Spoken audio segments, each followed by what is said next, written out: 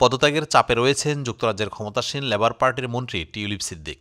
লন্ডনে 7 লাখ ইউরোর এক ফ্ল্যাট উপহার পাওয়া নিয়ে মিথ্যাচার সামনে আসায় তার পদত্যাগের দাবি উঠলেও তার পাশে দাঁড়ালেন দেশটির প্রধানমন্ত্রী কেয়ার স্টারমার। সোমবার 6 জানুয়ারি ব্রিটিশ বার্তা সংস্থা রয়টার্সের এক প্রতিবেদনে এই তথ্য জানানো হয়েছে।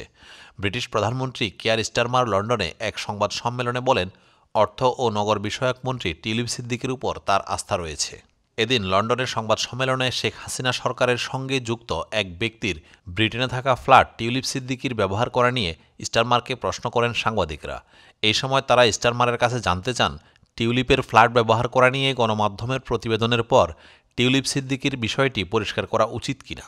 জবাবে ব্রিটিশ প্রধানমন্ত্রী বলেন, টিউলিপ সিদ্দিকি নিজেকে স্বতন্ত্র উপদেষ্টা হিসাবে উল্লেখ করে একেবারে সঠিকভাবে কাজ করেছেন, যেমনটি তিনি বর্তমানে করছেন। আমি তার প্রতি আস্থা পেয়েছি এবং এটিই সেই প্রক্রিয়া যা এখন ঘটবে। ফ্ল্যাট নিয়ে অভিযোগের বিষয়ে মন্তব্য জানতে ইমেলে যোগাযোগ করা হলেও টিউলিপ সিদ্দিকি তাৎক্ষণিকভাবে সাড়া দেননি বলে জানিয়েছেন রয়টার্স। এইদিকে ব্রিটেনের টরি এমপিরা দাবি জানিয়ে বলেছেন, টিউলিপ সিদ্দিক যদি তার বিরুদ্ধে ওঠা অভিযোগের বিষয়ে ব্যাখ্যা দিতে না পারেন তাহলে তার মন্ত্রীর পদ থেকে সরে দাঁড়ানো উচিত।